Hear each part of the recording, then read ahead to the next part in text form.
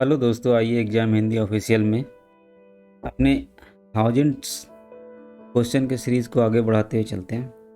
मैं आपको बता देता हूँ कि यह जो टेस्ट सीरीज़ है ये पूरा बिल्कुल ही फ्री है, ठीक है। और ये मोस्ट इम्पोर्टेंट बुक से लिया गया है, उठाया गया है। ये मोस्ट रिपीटेड क्वेश्चन है, तो ये आपके लिए बहुत ही फ़ायदेमंद रहेगा।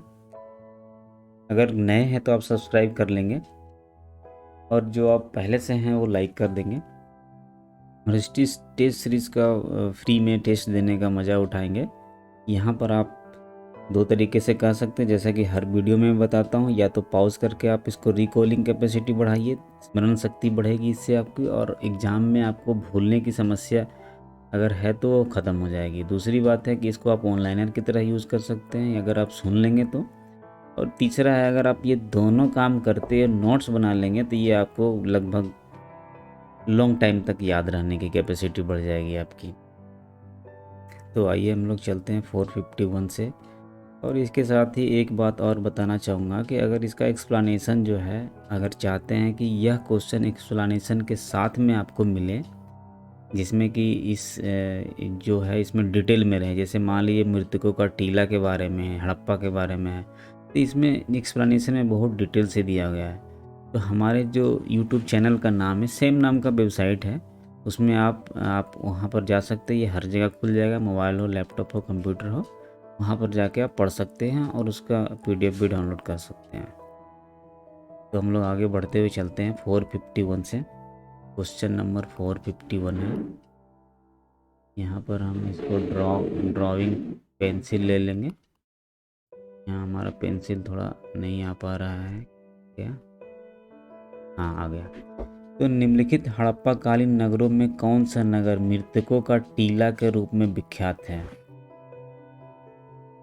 ठीक है, तो यहाँ पर जो है, यहाँ पर आंसर इसमें कोई नहीं है, यानी कि यह जो मृतकों का टीला जो है मोहनजोदड़ो है। इसका नाम है मोहनजोदड़ो, ठीक है। यह जो है मृतकों का टीला के नाम से विकसित है। यह कहाँ है? यह सिंध ज़िले में है, ठीक है। अभी यह पाकिस्तान में सिंध ज़िले के लरकाना ज़िले में है, सिंधु तट पर है।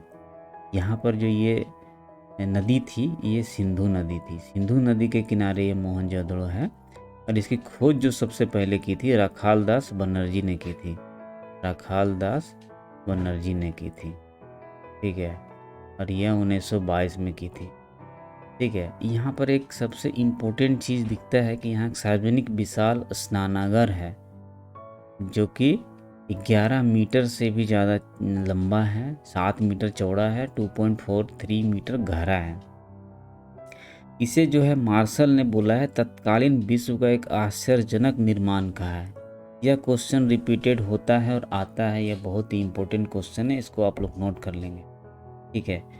यहाँ पर जो विशाल स्नानागार है वो सबसे बड़ी इमारत माना जाता है, ठीक है। उसके बाद मोहनजोदड़ो में जो नगर योजना थी वह उत्तर दक्षिण और पूर्व पश्चिम की ओर जाने वाली समानांतर सड़कों का जाल बिछा था, यानी उत्तर दक्षिण पूर्व इस तरह से सड़क जो था, समानांतर सड़क चलते रहती थी, और इसके बीच में ही घर होते थे, यानी जाल की तरह, जाली की तरह रहते थे, और इसके बीच में घर होते थे, बाकी ये रास्ता होता था, ठीक है। यह उस समय बहुत ही सुसभ्य और मान लीजिए तो विकसित सभ्यता इसलिए माना गया है। यहाँ की जो व्यवस्था थी वो जनतंत्रात्मक थी, ठीक है। यहाँ राजतंत्रात्मक नहीं थी, यहाँ जनतंत्रात्मक थी, जहाँ की जनता का शासन होता है। और पश्चिम भाग के जो टीले थे उसको स्तूप टीला कहा जाता था, क्योंकि यहाँ पर जो है, और जो पूरब वाला जो होता था वो जनता का रहता था टीला, और पश्चिम भाग में जो रहता था दुर्ग टीला यानी स्तूप टीला, पश्चिम भाग में सभ्य जन रहते थे। नेक्स्ट चलते हैं। The Arctic home of the Aryans के लेखक कौन है? ये मोस्ट इम्पोर्टेंट क्वेश्चन है दोस्तों। इसका जो आंसर है ये बाल गंगाधर तिलक है। यह जो एक महान स्वतंत्रता सेनानी थे, और इनके बारे में क्या क्या चीज़ें हैं, जो फैक्ट है जो आ सकते हैं, वो भी हम आगे आपको साथ साथ में बताते जाएंगे। इनको गांधी जी का अग्रगामी माना जाता था। इन्होंने जो अपना जीवन जो था एक शिक्षक के रूप में शुरू किया था, ठीक है। इसके साथ साथ इसमें न्यू इंग्लिश स्कूल की स्थापना की थी। न्यू इंग्लिश स्कूल हो गया, फिर अखाड़ा क्लब हो गया, लाठी क्लब हो गया, गणपति और शिवाजी महोत्सव जो थे यही चलाए थे, तिलक ही चलाए थे। और साथ साथ में इन्होंने मराठी पत्रिका लिखी अंग्रेजी में। यहाँ पर लोग कंफ्यूज होते हैं, मराठी जो पत्रिका का ये नाम था, इसकी जो भाषा थी वो इंग्लिश थी, ठीक है। और यहाँ पर जो दूसरा जो पत्रिका था केसरी, और ये जो थी ये मराठा भाषा में थी, ठीक है ना कंफ्यूजिंग वाला। हाँ ध्यान दीजिएगा, ये मराठा, ये केसरी, मतलब ये जो मराठा जो पत्रिका थी वो इंग्लिश में, और जो केसरी पत्रिका थी वो मराठा में उन्हें चलाए थे। फिर यह जो क्या थे 1908 में जेल भी गए थे, ठीक है, जेल गए थे, फिर 6 वर्ष की सज़ा काटे थे। इनके जो अगेंस्ट में जो विद्रोह होता है वो सबसे बड़ा मजदूर विद्रोह माना जाता है। जब नागपुर में मजदूर ने इनके ही विरोध में जब जेल गए थे तब इनके विरोध में इन्होंने हड़ताल किया था। इनका एक फेमस नारा था जो आप सबको पता होगा कि स्वराज मेरा जन्मसिद्ध अधिकार है और इसे मैं लेकर ही रहूँगा, ठीक है। और वहाँ जेल में भी इन्होंने गीता रहस्य लिखा था, ठीक है, और the Arctic home in the Vedas भी लिखा था। एक चीज़ और बहुत ही इम्पोर्टेंट फैक्ट है, वैलेंटाइन सिरोल जो थे, ठीक है, इनके जो कृत्यों से जो ये काम करते थे, उनके कृत्यों से उन्होंने बोल दिया था कि यह जो था भारतीय अशांति का जनक है, यानी कि भारत में जितनी अशांति है सब तिलक के कारण ही है। सोच लीजिए ये कितने महान थे कि अंग्रेजों के नाक में दम कर रखा था। फिर इनकी जो अगस्त 1920 में 1 अगस्त 1920 में ये इनकी मृत्यु हो गई थी। नेक्स्ट क्वेश्चन चलते हैं, संस्कारों की संख्या कितनी है? अरे तो आसान क्वेश्चन, आपको पता ही होगा कि 16 संस्कार होते हैं, लेकिन नाम तो आप नहीं जानते होंगे, तो आप एक्सप्लेनेशन में आप वहाँ जरूर हमारे वेबसाइट में जाकर देख लीजिएगा। वैसे मैं बता देता हूँ कुछ कुछ, जैसे गर्भाधान संस्कार, पुष्पवन हो गया, सीमांतोन्नयन हो गया, जातकर्म, नामकरण, निष्क्रमण, अन्नप्राशन, चूड़ाकरण, कर्णभेद, विद्यारंभ, उपनयन और विद्याधर्म के साथ साथ में केशान, समावर्तन, विवाह एवं लास्ट में अंत्येष्टि हो जाता है, ठीक है। ये सब जानने की जरूरत नहीं, बट ये इम्पोर्टेंट है कि 16 जो इनके हमारे जो संस्कार होते हैं वो जानना मेन इम्पोर्टेंट है। तो नेक्स्ट क्वेश्चन है कि कौन सा वेद प्राचीनतम है? तो हमेशा वेद की जब बात आती है तो सबसे पहले ऋग्वेद का ही नाम लिया जाता है, तो यही सबसे प्राचीनतम वेद है, ठीक है। यह जो था छंद में था, छंद यानी श्लोक टाइप का जो है, श्लोक टाइप की रचना थी। पहले लिखे नहीं होते थे, पहले जो होता था वो एक दूसरे को बोलकर सुनाकर किया जाता था, यानी इनको याद कराया जाता था कि जो गुरु थे फिर दूसरे शिष्य को उन्होंने सुनाकर याद करा दिया, फिर उसके शिष्य को उन्होंने सुनाकर याद करा दिया। और ये देवताओं की स्तुति होते थे और ये लिखे नहीं होते थे, ठीक है। इनके अनुसार जो मंत्र उच्चारण करता था, जो पुरोहित मंत्र उच्चारण करता था उसको और यज्ञ संपन्न कराता था। स्पेशली क्या था, यज्ञ में ही भगवान को आवाहन किया जाता है, स्तुति किया जाता, तो उनको जो बोला जाता था यज्ञ कराने वाले को होता बोला जाता था, ठीक है। और इसके 10 मंडल हैं, 10 मंडल हैं, फिर 1028 सूक्त हैं, ठीक है। और इसमें मंत्र कितने हैं? मंत्र 10,580 मंत्र हैं। नेक्स्ट क्वेश्चन चलते, मनुस्मृति की रचना कब हुई थी? तो मनुस्मृति की जो रचना हुई थी वो शुंग काल में हुई थी। यह हिंदू धर्म का सबसे प्रमाणिक ग्रंथ माना जाता है और हिंदू समाज और सभ्यता के स्वरूप को जो है प्रकट करता है। हाँ, हालांकि जो है अब उसके साथ साथ में बहुत सारे सूत्र आए और हिंदू धर्म में व्यापकता बढ़ती गई और लोग सिर्फ मनु को ही नहीं मानते हैं, बाकी जो उसमें थोड़ा बहुत डाइवर्जन हुआ है। तो उस समय मनुस्मृति को ही हिंदू धर्म के सबसे प्रमाणिक ग्रंथ माना जाता है। ये आप जीके के लिए याद कर लेंगे, ठीक है। यहाँ पर बोला गया है कि मानव जाति के जो आदि पुरुष हैं उनको मनु को माना गया है और इसी मनुस्मृति में शूद्र के बारे में कहा गया कि सेवा करना ही उनके जीवन का कर्म है, ठीक है।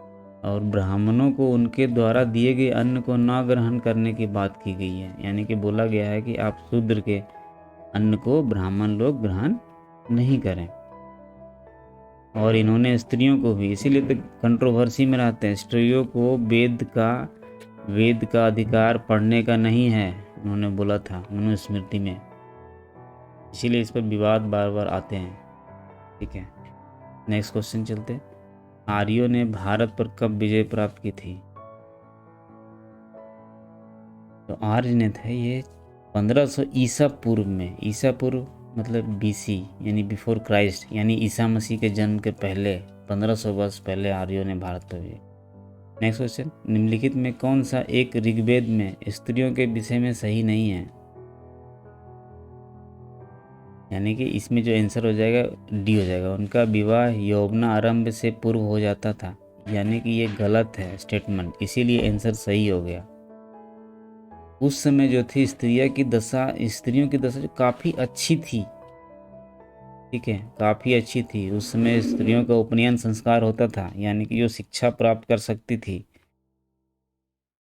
अभी तो उस समय लोपामुद्रा, घोषा, सिक्ता, विश्ववरा, अपाला, निजवरई आदि जो है विदुषी स्त्रियों, यानी कि बहुत ही महान विद्वान स्त्रियों ने भी ऋग्वेद में छंद की रचना की थी, ऋचा की रचना की थी।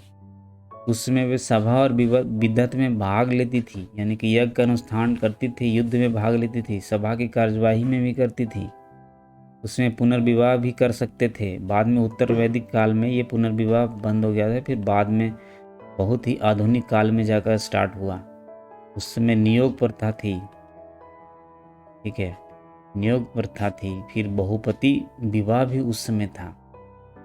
नियोग प्रथा क्या थी? नियोग प्रथा में क्या था कि अगर किसी स्त्री का अगर पति की मृत्यु हो जाती थी तो जो उसका स्त्री के पति का जो भाई था उनके साथ आप मतलब पुत्र या पुत्री मतलब बच्चे पैदा कर सकते थे, और उस संतान को क्षेत्रज कहा जाता था, और ये मान्यता प्राप्त था।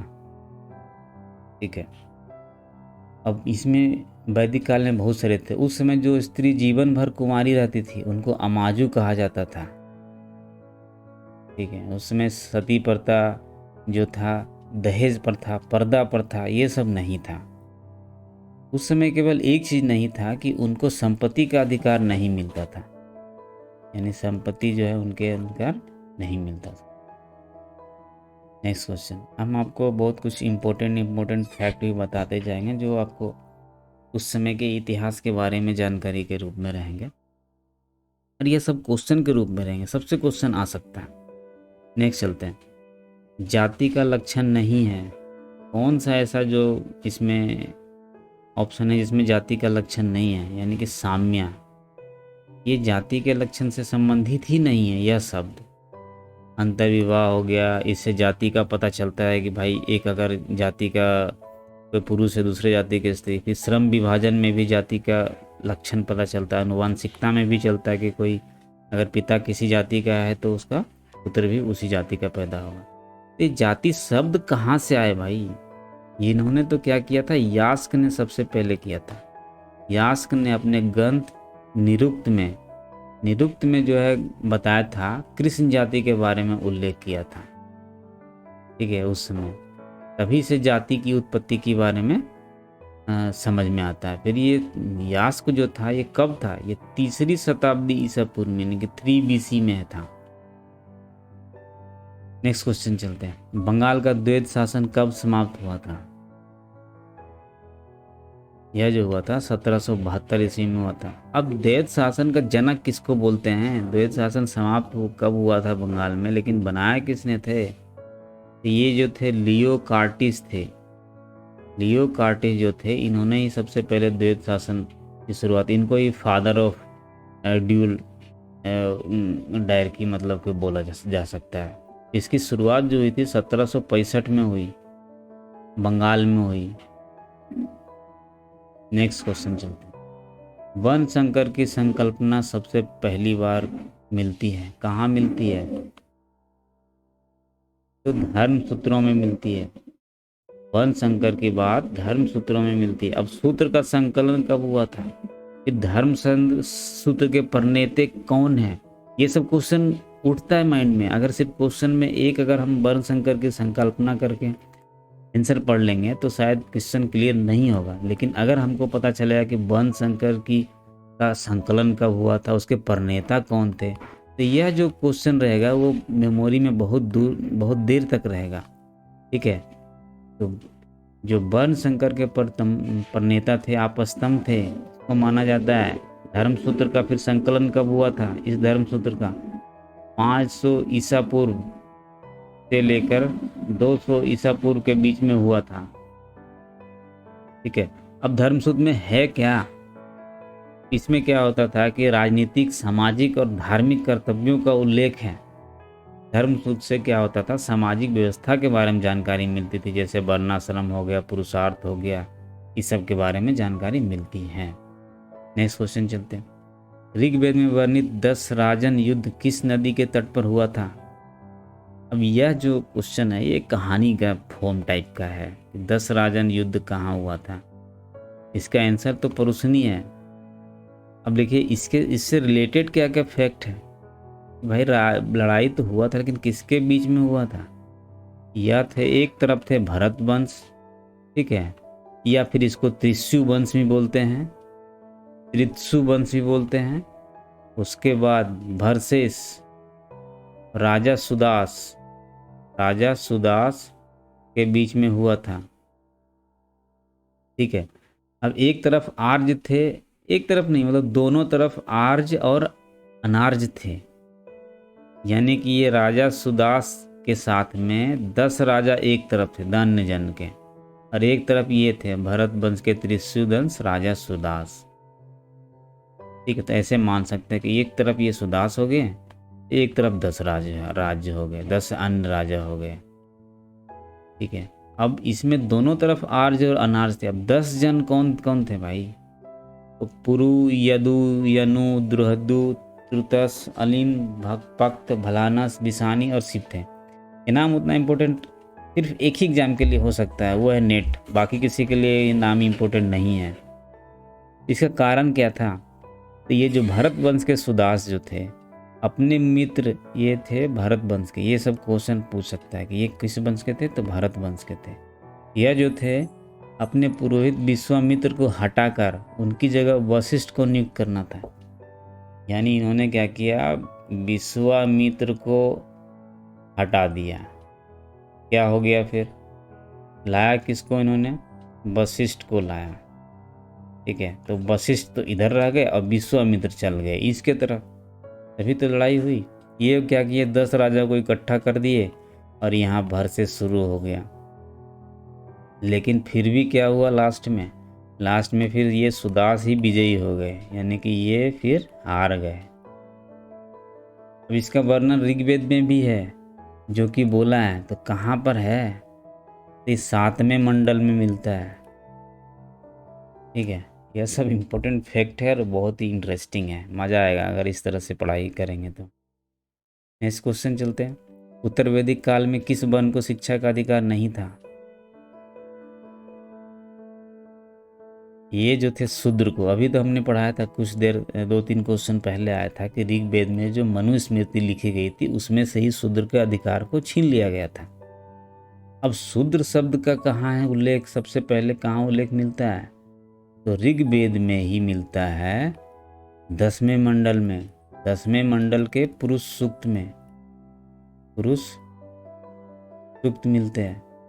इसी समय मनु बोलता है कि इनको शूद्र का जो काम है तीनों वर्णों की सेवा करना है, और वह इसकी जो मुख्य पेशा क्या है? कृषि है। ये यज्ञ नहीं कर सकते हैं, ये और पढ़ाई नहीं कर सकते हैं, सिर्फ ये कृषि कर सकते हैं। बाद में क्या है कि कुछ शूद्र को फिर छूट प्रदान किया जाता है, फिर आगे हम लोग देखेंगे, जब क्वेश्चन आएगा तो डिस्कशन देखेंगे। इन्होंने इसमें ये भी शूद्र को बोला था, याज्ञवल्क इस स्मृति में बोला था उन्होंने कि आप जो है सिर्फ नमा शब्द करके यज्ञ कर लीजिए, ओम नहीं बोलिए। ओम का, ओंकार का जाप उन्होंने मना कर दिया था शूद्रों को। ठीक है, मार्कंडेय पुराण में यज्ञ करना और दान देना शूद्रों का कार्य बताया गया। मृच्छकटिकम में बोला गया है कि ब्राह्मण और शूद्र एक ही के घाट पर पानी भरते थे, यानी कि कुछ कुछ फिर बाइफर्केशन होने लगा। उसमें बराहमिहिर बोलता है, बृहत संहिता में उन्होंने लिखा कि चारों वर्णों के लिए अलग अलग मकान है। ब्राह्मण के मकान में 5 कमरा होना चाहिए, जबकि क्षत्रिय में 4 और वैश्य के घर में 3 कमरे और शूद्र के पास सिर्फ 2 कमरे वाले मकान होना चाहिए, 2 रूम सेट। ठीक है, वहाँ पर न्याय संहिता में ही भेदभाव किया जाता था शूद्रों के। ब्राह्मण की परीक्षा जो होती थी तुला से होती थी, क्षत्रिय की अग्नि से होती थी, वैश्य की जल से होती थी, और शूद्र की परीक्षा किससे होती थी? शूद्र की परीक्षा विष से होती थी। मतलब ऐसा कर दिया कि साला भाई विष पी ले तो मर जा, बाकी लोग से तो नहीं मरेगा, अग्नि से तो बच भी सकता है, थोड़ा बहुत कूदना नहीं है पर, लेकिन अगर आग से होगा थोड़ा हाथ पैर जल के बच सकता है, लेकिन विष पिएगा तो इसको जान भी जा सकती है। नेक्स्ट क्वेश्चन चलते हैं। किस जैन ग्रंथ में तीर्थंकरों के जीवन चरित्र हैं? उसका नाम है यानी कल्पसूत्र है। कल्पसूत्र में जो है जैन ग्रंथ के तीर्थंकरों का जीवन चरित्र है, जिसकी रचना किसने की थी कल्पसूत्र की? तो भद्रबाहु ने की थी। ठीक है, 6ठी शताब्दी में की थी, 6ठी शताब्दी में, मतलब 6ठी सदी ईसा पूर्व में की थी। नेक्स्ट क्वेश्चन चलता है। अशोक की धम्म नीति का मुख्य सिद्धांत था, यह भी इम्पोर्टेंट है, इसमें ये स्वनियंत्रण की बात करते हैं। ठीक है, अशोक का जो संसार में इतिहास में जो उनका नाम अमर है, इन्हीं के कारण होता है, धम्म नीति के कारण ही है। ठीक है, धम्म के लिए अशोक बोलता है कि धम्म है क्या? तो धम्म है साधुता, बहुत से कल्याणकारी अच्छे कार्य करना, पाप रहित होना, मृदुता होना, दूसरे के प्रति व्यवहार में मधुरता, दया, दान और सुचिता, यही सब उन्होंने धम्म नीति को बनाया है। प्राणियों का वध नहीं करना, अहिंसक जीवन व्यतीत करना, जीव हिंसा नहीं करना, माता पिता तथा बड़े की आज्ञा मानना। इसी तरह से देखिए, इस क्वेश्चन का एक तरह से ये स्वनियंत्रण भी होगा, और कहीं पर अगर नीति संहिता भी अगर बोल देता है तो भी आप मानेंगे ये धम्म का ये नीति संहिता भी इसको बोला जाता था। ठीक है, अब नेक्स्ट चलते हैं। मौर्य काल में बिष्टी शब्द का क्या अर्थ है? बिष्टी शब्द का अर्थ है बंधुआ मजदूर, यानी बेगारी करना। उस समय भी बेगारी कराया जाता था मौर्य काल में भी। Next question. चाणक्य जो चंद्रगुप्त मौर्य का प्रसिद्ध मंत्री था, किस विश्वविद्यालय में अध्यापक था? यह वेरी वेरी इंपॉर्टेंट है, मोस्ट रिपोर्टेड है, और ये जानकारी के लिए भी जरूरी है। तक्षशिला, चाणक्य जो थे तक्षशिला में अध्यापक थे। चाणक्य के बारे में तो आप लोगों ने बहुत कुछ सुना होगा। ठीक है, चाणक्य नीति भी होता है। ये तक्षशिला कहाँ है? अभी तक्षशिला के बारे में थोड़ा जान लेते हैं। यह पाकिस्तान के रावलपिंडी जिले में है। उस समय तक्षशिला जो थी किसकी राजधानी थी? गांधार की राजधानी थी। कब? महाजनपद काल में। ठीक है, अब रामायण महाभारत में भी इसका जिक्र किया। रामायण के अनुसार जो था कि भरत ने अपने पुत्र के नाम पर इस नगर की स्थापना की है। महाभारत में भी पता चलता है कि परीक्षित के पुत्र जो थे जन्मेजय ने इसको जीता था और यहीं पर अपना प्रसिद्ध नाग यज्ञ किया था। लेकिन सबसे मेन इम्पोर्टेंट जो है, ये शिक्षा के कारण ही इसका प्रसिद्धि है, जहाँ के दूर दूर से लोग आते थे। बहुत सारे जो हिस्ट्री में आपके महान महान जो व्यक्तित्व दिखाई देते हैं, जैसे राजा प्रसेनजीत हो गया, बसुबंदी हो गया, राजीवक हो गया, ये सब यहाँ शिक्षा प्राप्त की थी। चाणक्य हो गया, वसुबंधु हो गया, यहाँ पर जो धनुर्विद्या थी ये पूरा विश्व में प्रसिद्ध थी। चंद्रगुप्त मौर्य ने भी तो यहीं पर शिक्षा ग्रहण की थी। फिर यहाँ पर जैन धर्म का भी स्थल है, जैन धर्म स्थल भी है। नेक्स्ट क्वेश्चन चलते हैं। इंडिका की रचना किसने की थी? ये भी रिपीटेड क्वेश्चन है और दे देता है, बड़े फेवरेट क्वेश्चन है, नेट में तो जरूर ही दे देता है, बाकी सब एग्जाम में भी दे देता है। तो ये मेगास्थनीज जो थे, ये इंडिका की इन्होंने लिखी थी। मेगास्थनीज था कौन? तो सेल्यूकस का राजदूत था। ठीक है, चंद्रगुप्त मौर्य के दरबार में आया था। चंद्रगुप्त मौर्य के दरबार में आया था। ये 304 ईसा पूर्व से लेकर कब तक रहा था? 299 ईसा पूर्व तक रहा। ठीक है, और इसके साथ साथ और राइटर हैं जो कि बोला है कि इन्होंने लिखा है, जैसे एरियन हो गया, स्ट्रेबो हो गया, प्लूटार्क हो गया, प्लिनी हो गया, जस्टिन हो गया, डायोड्रिस हो गया। ठीक है, उसमें भी इस किताब का जिक्र दिया गया है। अब इस किताब का एक और बहुत ही इम्पोर्टेंट आता है कि इनका अंग्रेजी अनुवाद किसने किया? तो ये मैक्रिंडल महोदय थे। मैक्रिंडल महोदय थे जिन्होंने कि अंग्रेजी में इनका अनुवाद किया। ठीक है, यह जो है इंडिका, एक अन्य जो है यूनानी लेखक एरियन का भी कृति माना जाता है, लेकिन वो एरियन नहीं देता। अगर एरियन देता है तो ये मान लीजिए कि इंडिका अगर क्वेश्चन दिया है इसमें मेगानेस्थीज और एरियन दोनों नहीं देगा। ठीक है, तो इससे आप कंफ्यूज मत होइएगा। तो इसी टाइप का मेगानेस्थीज के साथ में इसको हम क्वेश्चन का आंसर करेंगे। नेक्स्ट क्वेश्चन, मौर्य काल में प्रचलित विनिमय माध्यम था? ये था पन। उस समय जो एक्सचेंज माध्यम, विनिमय माध्यम का मतलब होता है एक्सचेंज। जैसे कि अभी हम लोग एक्सचेंज कैसे करते हैं? पहले बार्टर सिस्टम होता था, एक सामान दो तो दूसरा सामान लो। पहले ऐसे ही चलता था, रुपया पैसा था नहीं। तब बाद में जब रुपया पैसा आया तो इसी को बोलते विनिमय। तब वो कोई पैसा देता था और तब उसके बदले में कोई सामान मिलता था। तो यहाँ पर जो पैसा क्या हो जाता था? पन हो जाता था। उसके बदले में ही कोई आपको सामान मिल रहा है, यानी कि मौर्य काल में ये विनिमय का साधन था। यह राजकीय मुद्रा थी और यह जो था 3/4 तोला चांदी के सिक्के के बराबर था। और मैंने पिछले टेस्ट में भी बताया था, इसको आहत सिक्का भी बोला जाता है। आहत सिक्का या पंचमार्ग सिक्का। ठीक है, इसी को बोला जाता है। इस पर मार मार के इस पर कुछ चिन्ह भी बनाया जाता था। नेक्स्ट क्वेश्चन चलते हैं, किस शासक के समय में जैन धर्म 2 संप्रदाय में विभाजित हुआ था? चंद्रगुप्त मौर्य के समय में 2 समुदाय में विभाजित हो गया था।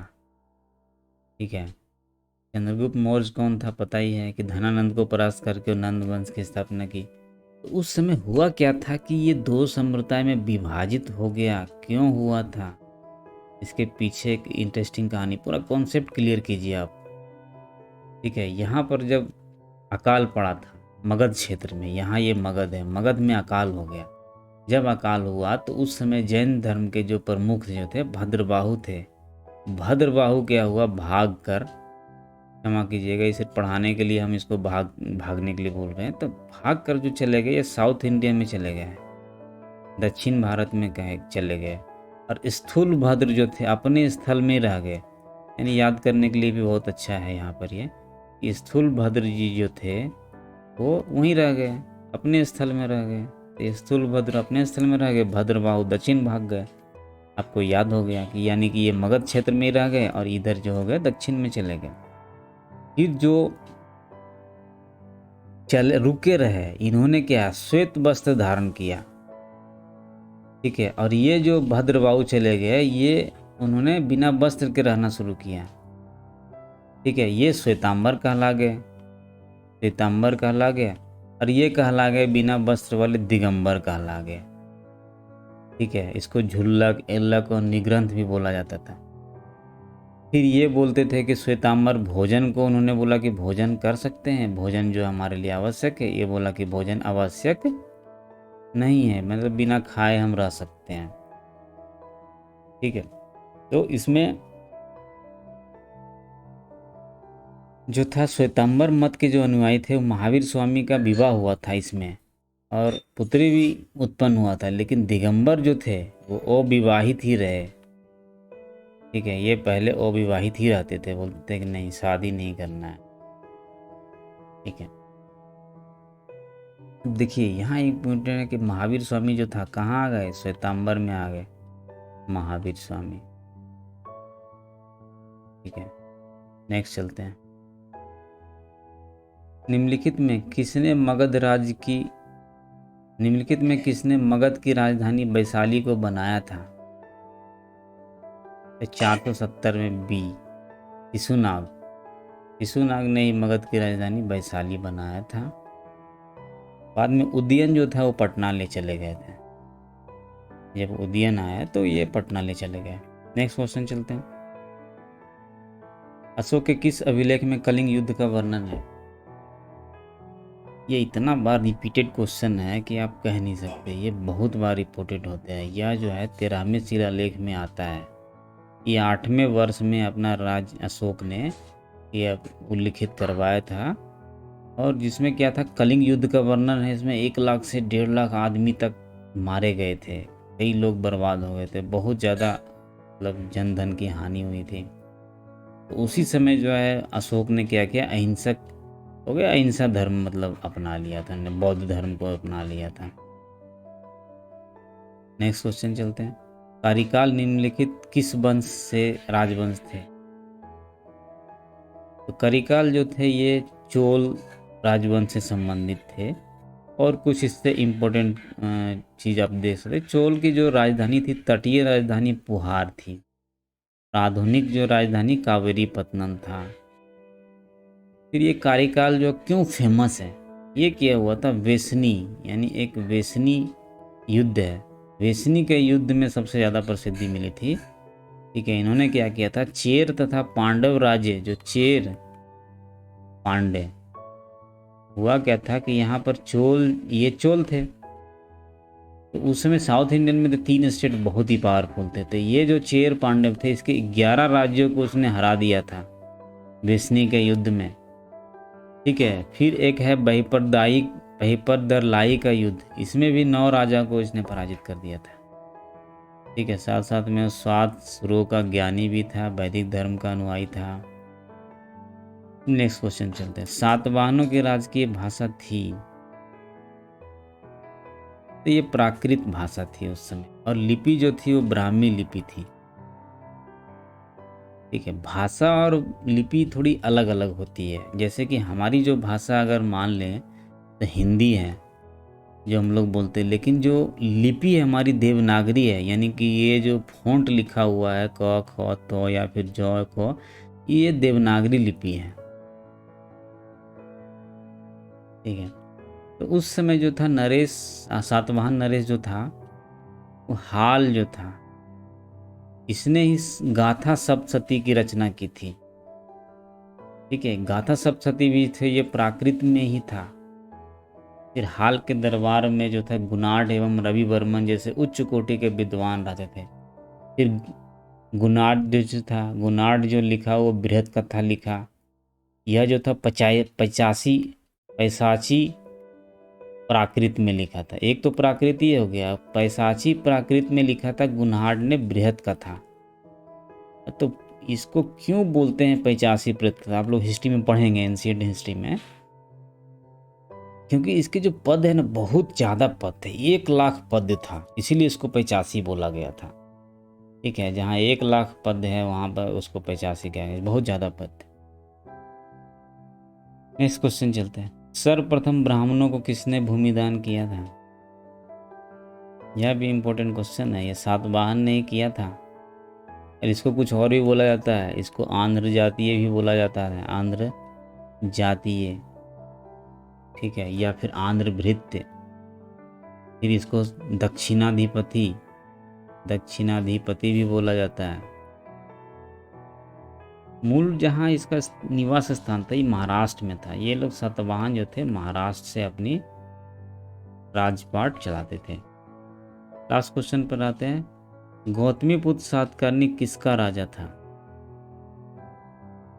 तो जो चल रहा है उसी का मान लीजिए, सातवाहन का राजा था। उसने अपने आप को एकमात्र ब्राह्मण कहा गया, एकमेव ब्राह्मण। ठीक है, उसने शकों को भी हराया था, सारे क्षत्रियों को जो था उसका जो गर्व है उसको चकनाचूर कर दिया था। और ये विजय जो था, शकों को विजय करने का, इनकी माँ जो थी गौतम बल्लश्री, उसके अभिलेख में पता चलता है। फिर इसके साथ साथ जोगल थम्बी मृदभांड जो था, वहाँ पर जो था एक इसका एंटी राजा था नापान, उसको हरा कर क्या किया था, उसका सिक्का पर, वो जो सिक्का था अपना नाम लिखा दिया। ठीक है, उसके बाद चलाया था सिक्का। तो इसके साथ ही हमारा यह प्री प्रैक्टिस टेस्ट सीरीज समाप्त होता है। तो इसका एक्सप्लेनेशन के लिए आप हमारे इस वेबसाइट को फॉलो कीजिए, इसका लिंक हम डिस्क्रिप्शन बॉक्स में देंगे, और इसके साथ साथ इसको टाइप करके आप कहीं पर भी चला सकते हैं, मोबाइल में चला सकते हैं, लैपटॉप पीसी हर जगह चलेगा। तो इसके साथ ही अब हम नेक्स्ट टेस्ट लेकर फिर आएंगे, और यह टेस्ट आपको कैसा लगा कमेंट ज़रूर कीजिए। अगर आप नए हैं तो सब्सक्राइब कर लीजिए। इसके साथ ही आपको बहुत बहुत धन्यवाद। मिलते हैं अब नेक्स्ट सीरीज़ के वीडियो में।